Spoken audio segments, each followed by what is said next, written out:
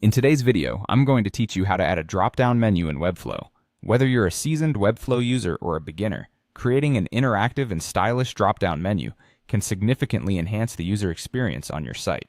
So let's dive right in and walk through the process step by step.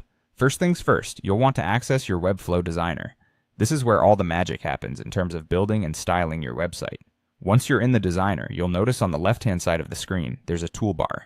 Here we're going to look for the plus icon, which is officially known as the Add Elements panel. Clicking on the plus icon will open up a range of elements which you can include on your web page. These elements are categorized, making it easier to locate what you need. In our case, we're interested in the dropdown. You can simply type dropdown into the search bar located at the top of this panel. This search function can save you a lot of time, especially when you're dealing with a complex project with many elements to choose from. Once you've found the dropdown component in the panel, the next step is to drag it onto your page. To do this, click and hold the drop-down element, and then drag it to your desired location within your web page layout. You'll see a blue highlight indicating where the element will be placed, so you can ensure it's placed exactly where you want it.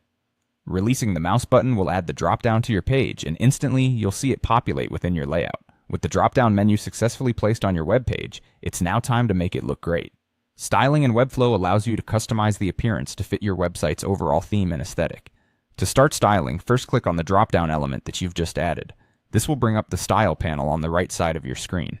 Within the Style panel, you have a plethora of options. You can modify the text, change the background color, adjust the size, and even work with padding and margins. Experiment with these settings until you find a design that fits seamlessly with your site. Remember, good design should be both functional and aesthetically pleasing.